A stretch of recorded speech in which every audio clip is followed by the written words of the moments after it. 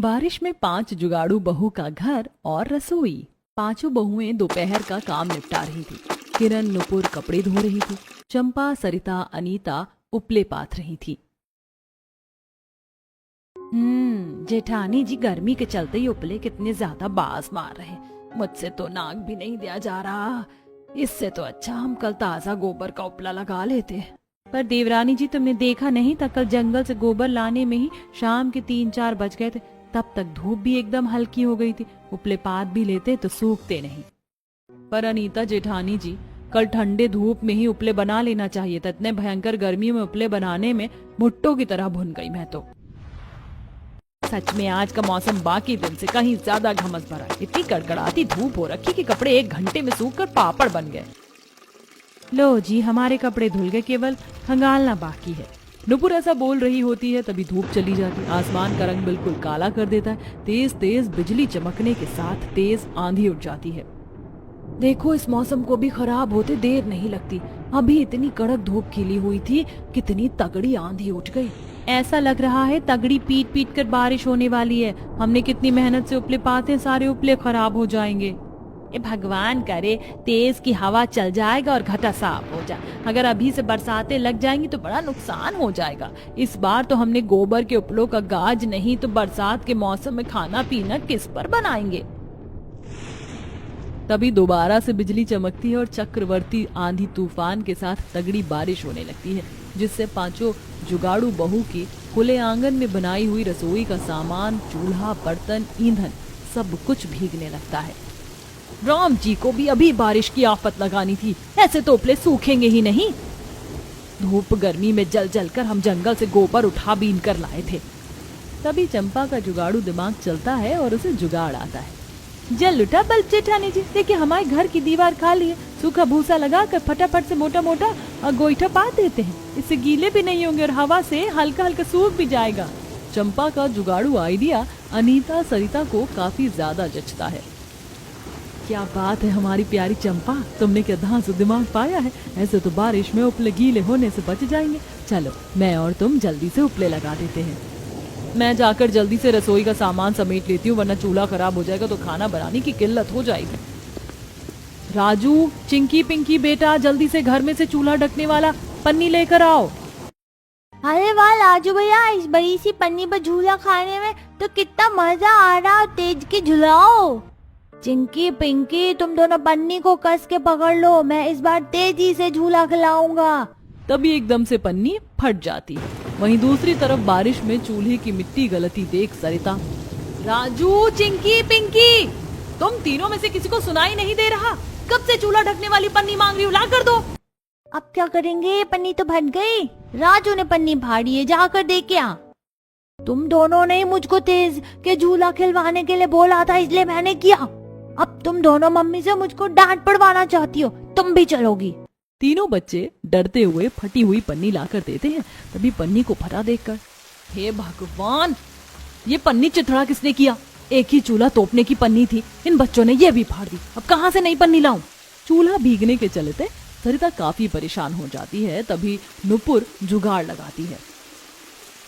जेठानी जी, जितनी देर में आपने परेशान होने में दिमाग खर्च कर दिया, उससे अच्छा तो इस बांस की ईंधन वाली टोकरी से चूल्हा ढक कर ऊपर से एक जूट की बोरी डाल देती। फिर बारिश का पानी पड़ेगा भी तो चूल्हा खराब नहीं होगा। ये जुगाड़ तो मैंने सोचा ही नहीं।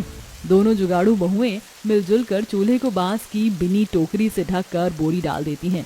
किरण बर्तन और मसाले के डिब्बे उठा के घर के अंदर ले जाती है, जहाँ एक तरफ कमरे के एक छोर से दूसरे छोर तक रस्सी बंधी हुई थी। सबके कपड़े लदे हुए थे। जमीन में घास की चटाई बिछी हुई थी और कमरे के कोने में तकिया बिस्तर भर कर रखा था। एक कमरे में रहन सहन करने में मुश्किल होने के चलते पांचों गरीब जुगाड़ू बहू ने खुले आंगन में रसोई बिठा रखी थी। अरे किरण, तू भी ना पूरे सूखे कमरे को किचकिच कर दिया, जबकि पता है कि एक कमरे में ही सोना, खाना, पीना करना है। और ये मसालेदानी बर्तन अंदर किस लिए उठा ले आई? कलावती, तुम जानबूझकर हंसुए की शादी में खुरपे का गीत गाती हो। अरे देख नहीं रही हो कितनी तेज आंधी पानी बरस रहा है, इसलिए बहुएं सामान भीतर रख रही हैं। तभी पीछे से बाकी चारों बहुएं बच्चों के साथ तर तर गीली कमरे में आती हैं, जहां बारिश होने से कमरे के अंदर में बने गुसलखाने से दुर्गंध मची थी। छी छी छी, इस संडास से कितनी गंदी दुर्गंध आ रही माँ जी। बहू क्या कर सकते हैं, जब मकानदार ने कमरे के अंदर ही शौचालय बिठा रखा है तो बदबू तो मचेगी। जल्दी से तुम सब साड़ी बदल लो, सावन भादो की पहली बरसात है, बुखार चढ़ जाएगा। पांचों पर्दा करके कपड़े बदलती हैं। देखते देखते दोपहर से शाम का अंधेरा हो जाता है, लेकिन बरसात नहीं रुकती। वहीं पड़ोसियों के रसोड़े में से पकौड़े सेकने की खुशबू सबकी नाक तक पड़ती है। लगता है किसी के यहाँ गर्मा गर्म ताजा ताजा पकौड़े छन रहे हैं। मुझको भी बड़ी अच्छी सी खुशबू आ रही है दादाजी। मम्मी आज आप भी आलू प्याज लगाकर पकौड़े बना लो, खाने का दिल कर रहा है। चुप कर बिल्कुल, जब देखो फरमाइश करता है। यहाँ बारिश छूटने का नाम नहीं ले रही कि आंगन में चूल्हा लगाएं। मंजली बहू, मौसम का रुख नहीं देख रही हो, कितनी जोर जोर से बिजली चमक रही है। आज चूल्हा कमरे में ही लगा लो, वैसे भी बाहर बरसात के कीड़े उड़ रहे होंगे। अम्मा जी, चूल्हा लगाने के लिए अंदर चूल्हा लकड़ी दोनों नहीं है। तभी चिंकी कोने में कट्टा भर के कोयला रखकर देखकर चंपा से, मम्मी बोरी में ढेर सारे कोयले रखे हैं तो उसी पर बना लो। मैं तो भूल गई थी कि हमारे पास एक बोरा कोयला भी बचा है। ठंड गुजारने के बाद हमने इस्तेमाल नहीं किया। किरण, राशन मिल से जो चना मिला था कहाँ है? वो तो डब्बे में भर कर रखा है। देवरानी जी, बरसातें लग गई हैं, वो चना भी काफी दिन का रखा है, इससे पहले कि उसमें बरसात से घुल लग जाए। आज चने की सत्तू वाली लिट्टी सेक लेते हैं। सत्तू की लिट्टी बनने की बात से दिनेश खुश हो जाता है। बहुओं, आज कोयले पर सेकी लिट्टी बना लो और हरी कच्ची मिर्च जरा ज्यादा काट कर डालना ताकि तीखा तेज हो। बहू, इतनी तेज मिर्च रखना कि मुंह लहर जाए तुम्हारे ससुर का। देखो कैसे लार चू रही खाने की।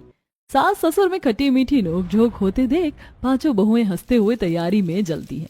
दो बहुएं लोहे की टोकरी में कोयला सुलगाती हैं, दो हाथ चक्की में चना दलती हैं और एक आटा गूंथती है। तभी पंकज, उमेश, कुंदन भी आ जाते हैं, जहां कमरे में हौच पौच देखकर भड़क जाते हैं। तुम पांचों ने पूरी तरह से कमरा क्यों फैला रखा है? और ये कोयले का भट्टा किस लिए लगाया है? कितना दमक मार रहा है मकान। आज बाहर बारिश हो रही है तो खाना पीना कहाँ बनाते? अरे आप पांचों दिन भर क्या अचार डाल रही थी? जब पता है कि बरसात का मौसम है तो टाइम से पहले खाना बनाना था। जैसे कि दिन भर घर में तो हाथ पैर में मेहंदी लगाकर बैठे। आप लोगों के जाने के बाद 36 काम निपटाने आते हैं। तौबा तौबा, कुंदन और किरण, बहुत चुप करो दोनों। तुम्हारे कलेश की आवाज पड़ोसियों के घर तक जाएगी तो वो भी ताली मारेंगे। किरण चुप होकर आटा गूंथ लेती है। अब पांचों बहुएं बिना चूल्हे के ही जुगाड़ से चना सत्तू का भरवा चटपटी कचौड़ी बनाकर सबको खिलाती जाती हैं। किरण नुपुर हाथ पंखा से कोयला सुलगा रही थी, सरिता अनीता लोई भर रही थी और चंपा सेक रही थी। अरे वाह, ये सत्तू की कचौरी गजब की स्वादिष्ट बनी है। मेरी बहू है ही एक नंबर की जुगाड़ू, बिना चूल्हे भी सबका पेट भरवा दिया। तभी उनके घर से धुआं उठता हुआ पूरे मोहल्ले में भर जाता है। वहीं सामने रहने वाली मनोरमा दरवाजे के आगे कुर्सी डालकर चाय की चुस्की ले लेकर पकौड़े खा रही थी। वाह, क्या करारा पकौड़ा बनाया है बहू ने, मजा आ गया। तौबा तौबा, ये चिमनी जितना तेज धुआं कहाँ से लग रहा है? तभी धुएं में खांसते हुए कमला बड़बड़ाते हुए बाहर निकलती है। अरे मनोरमा, क्यों सवेरे सवेरे धुआं मचा रखा है? अभी 2 दिन पहले ही मेरे घर में ताजा पेंट लगा है। बिना देखे फालतू में मुझसे किच-किच मत करो कमला बहन। मैंने अपने घर में स्टैंडर्ड रसोई बनवा रखी है, तो मेरे घर में से कहां से धुआं उठेगा? मुझे लगा तुम कूड़ा कचरा जला रही होगी। तभी दोनों देखती हैं कि धुआं कलावती के घर में से निकल रहा है। इस कलावती के घर आंगन से डेली ईंट भट्टे जितना धुआं निकलता है। बहुत देख लिया इनका, आज मकानदार से शिकायत करनी पड़ेगी। जलन में आकर कमला मनोरमा मकान मालिक से शिकायत कर देती है। कुछ देर बाद मकान मालिक छाता लेकर धमक जाता है। मम्मी, पापा बाहर मोटे मकान मालिक अंकल आए हैं। इतनी रात में ये मकानदार क्यों आया है? कुंदन, उमेश, पंकज, तुमने किराया तो भर दिया है ना? हाँ पिताजी, हम तो हर महीने टाइम से तारीख लगते किराया दे देते हैं। पता नहीं क्या बात है। तभी मकान मालिक कमरे के अंदर घुसकर धुआं धुआं भरा देखकर भड़क जाता है। अरे ये क्या ड्रामा लगा रखा है, दिवाली पर ही खर्चा लगाकर सफेदी करवाई थी मैंने और तुम पांचों फिर से धुआं कर रही हो। सही ढंग से रहना है तो रहो वरना खाली करो। तुम्हारी चलते अड़ोसी पड़ोसी शिकायत कर रहे हैं। सेठ आप गुस्सा मत कीजिए, आइंदा से हम ध्यान रखेंगे। मकान मालिक के जाने के बाद कलावती, जरूर मकान मालिक को खबर कल मुही मनोरमा कमला ने ही करी होगी। कोई बात नहीं माँ जी, कल से हम चौखट के बाहर चूल्हा करके बना लेंगे खाना। आज कोयले पर खाना बनाया था इसलिए धुआं ज्यादा हुआ था। किसी तरह गरीब ससुराल वाले बारिश में एक कमरे में गुजारा करके बिच्छम बिच्चे में सोते हैं। अगली सुबह, कल रात इतनी तेज बारिश हुई थी फिर भी कमरे के अंदर थोड़ी सी भी ठंडकपन नहीं था। अब एक ही छोटे से कमरे में इतना लंबा चौड़ा परिवार रहेगा तो ठंडक कहाँ से होगी। चलो जंगल से लकड़ी चुनने चलते हैं, थोड़ी ठंडी हवा भी खा लेंगे। बहुओं, बांस का दातून मिले तो ले आना, उससे दांत अच्छे से चमक जाते हैं। जी माँ जी, ले आएंगे दातून।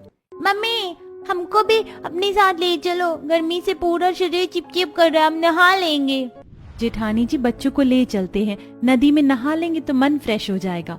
नुपुर किरण लकड़ी गोबर के लिए टोकरी ले लेती है और तीन बहुएं नहाने के कपड़े। थोड़ी देर में सब जंगल पहुंच जाती हैं जहां पूरी घास बरसात से तर थी।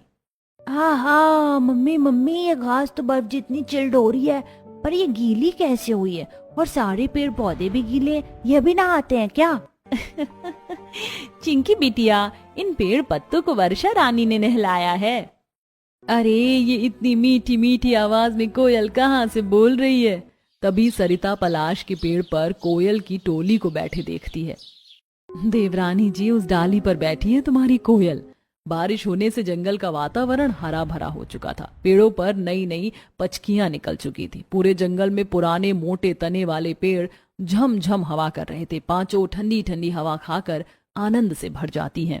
ओ बेटे, मौज कर दी, कितनी मस्त ठंडी ठंडी हवा चल रही है।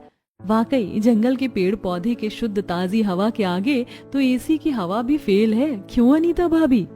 नुपुर, तुमने बिल्कुल ठीक कहा। इस जंगल का वातावरण इतना खुला है कि खाना बनाने में बड़ा मन लगेगा। सही कहा। और बार बार हमको सूखे पत्ते लकड़ी लेने के लिए इतनी दूर सफर तो तय नहीं करना होगा। किरण अनीता की बात सुनकर पिंकी उन्हें आइडिया देती है। मम्मी, चाची, हम भी अपना घर इस घने जंगल में बना लेते हैं, फिर हमको किराया भी नहीं देना पड़ेगा।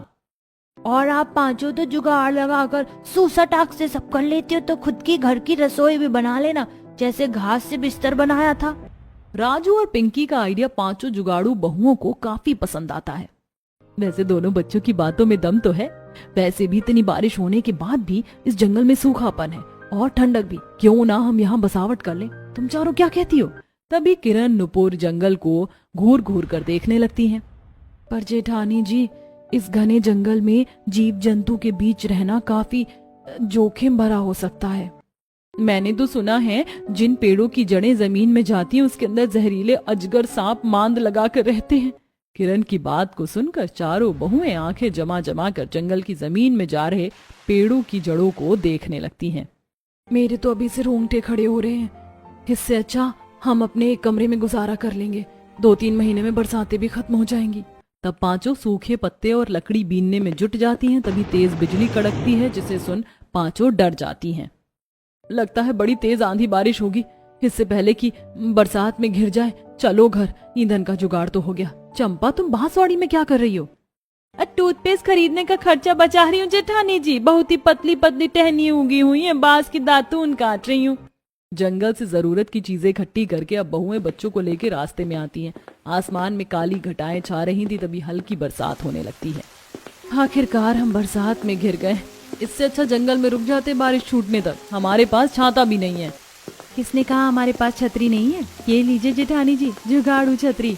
जंगल से निकलते टाइम मैंने अरंडी के पत्ते तोड़ लिए थे ताकि हम बारिश से बच सके। पत्ते इतने चौड़े चौड़े थे कि देखने में छाते के आकार के लग रहे थे।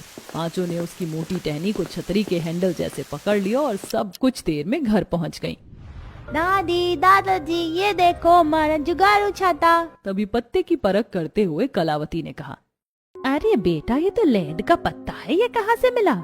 माँ जी, ये पेड़ तो जंगल में बारिश से बहुत पनप रखे, वो बारिश से सर ढकने के लिए तोड़ लिया।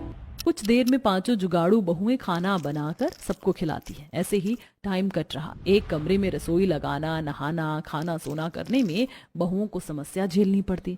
कभी रात को सोते में रस्सी के कपड़े उनके मुंह पर गिरते, तो वहीं बरसात से गीले कपड़े घर में फैलाने के चलते कपड़ों की महक घर में भर जाती है और बारिश में बिजली भी काफी ज्यादा कट जाती। पर एक दिन मकानदार आकर उन्हें घर खाली करने को बोल जाता है।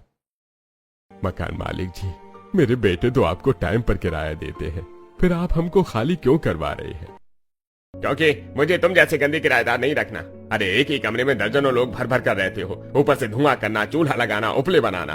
अरे गांव में थोड़े ना रह रहे हो भाई। मैंने नई किराएदार को कमरा चढ़ाया है, अपना सामान बांधो और निकलो यहाँ से। अब पांचों बहुएं बचा हुआ थोड़ा कच्चा राशन और बाकी का सामान साथ बांध लेती हैं और अब सब भयंकर बारिश में दर दर भटकने लगते हैं। आंधी तूफान इतना तेज था कि बिजली चमकने के साथ आसमान बादल फटने की आवाज जितना गरज रहा था। मम्मी ठंड लग रही है, घर चलो ना। बहू, मुझको भी ठंड सी चढ़ रही है, कहीं ठहरने के लिए जगह देखो, पैर थक गए। कोई रास्ता ना दिखने पर पांचों उस जंगल में शरण लेती हैं जहाँ कुछ घुमक्कड़ गाय बच्चियां टहल रही थी। गिलहरी कूद फांद करते हुए पेड़ से पके पके अंजीर गिरा रही थी। ये तो अंजीर फल है ना, खाने में बड़े मीठे लगते हैं, इसे चुन लेते हैं। पांचों अंजीर को चुनकर सबको नदी के पानी से धोकर खाने को देती हैं। कुछ देर में बारिश बंद हो जाती है और अंधेरा छाने लगता है। अंधेरा होने वाला है, हमें तंबू लगाना होगा क्योंकि जंगल घना है और जंगली जीव जंतु के घूमने का खतरा मंडरा सकता है। पर घर बनाएंगे कैसे? हमारे पास औजार भी तो नहीं है। तभी बहुएं जंगल में नुकीले बड़े बड़े पत्थर देखती हैं और अब पांचों उससे औजार बनाती हैं। कुछ लकड़ी काटने के लिए तो कुछ फल तोड़ने के लिए और कुछ औजार जंगल के जानवरों से बचाव करने के लिए बनाती हैं। अब तीनों भाई जंगल से कठोर लकड़ी की कटाई करते हैं और दो बहुएं लकड़ियों को उठा उठा कर लाती हैं। बाकी की तीन बहुएं जमीन में नींव खोदती हैं। कुछ देर में तीनों के हाथ थकने लगते हैं। मेरे हिसाब से इतनी गहरी नींव घर के लिए काफी रहेगी। अब ढांचा तैयार करते हैं। नुपुर, किरण, तुम जाकर जंगल में सूखी दूब इकट्ठा करके ले आओ, हम उसे अपने घर के ऊपर लगाएंगे ताकि घर ठंडा रहे। तब नुपुर किरण जंगल के दूसरे हिस्से में जाती हैं जहां खूब सारी घास उगी हुई थी। वो घास लेके आती हैं। वहीं घास के जो पुल्ले सूख चुके थे उसे वह ईंधन में इस्तेमाल करने के लिए ले लेती हैं। लगभग 2-3 दिन में पांचों जुगाड़ू बहुएं घास लकड़ी से घने जंगल में 4-5 कमरे वाला घर बना लेती हैं। कुछ बहुएं छत तैयार कर रही होती हैं तो कुछ बहुएं बांस की लकड़ी से दरवाजे बनाती हैं। चलो, हमारे घर का काम तो खत्म हो गया। अब हमारे पास रहन सहन करने के लिए 4-5 कमरे हैं, अब आराम से रहेंगे। हाँ, मगर कितना अच्छा होता ना कि घर के साथ साथ हमारे पास एक बड़ी सी रसोई भी होती जिसमें सारी सुख सुविधाएं मौजूद होती। जेठानी जी, जब हमने इस घने जंगल में 4-5 कमरे का घर बना लिया तो रसोई बिठाना कौन सी कठिन है। इस जंगल में इतनी सारी घुमक्कड़ गायें हैं, गोबर भी आसानी से उपलब्ध हो जाएगा। पर रसोई बनाने में गोबर का क्या काम है? क्योंकि गोबर और मिट्टी लकड़ी और घास की तुलना में कहीं ज्यादा ठंडा होता है और अगर गोबर मिट्टी से रसोई बनाएंगे ना तो हमारी रसोई खाना पीना बनाने में तपेगी नहीं। नुपुर का गोबर मिट्टी से रसोई बनाने का विचार बाकी चारों बहुओं को काफी ज्यादा पसंद आता है, जिससे वो नदी किनारे की मिट्टी को लेकर आती हैं और बाकी बहुएं गाय का गोबर इकट्ठा करके लाती हैं। और अब पांचों ही घर के साथ साथ जुगाड़ से रसोई बनाती हैं, जिसकी सजावट के लिए वह नदी से कुछ चमकीले पत्थर, घास, फूल, पत्ती लगाती हैं।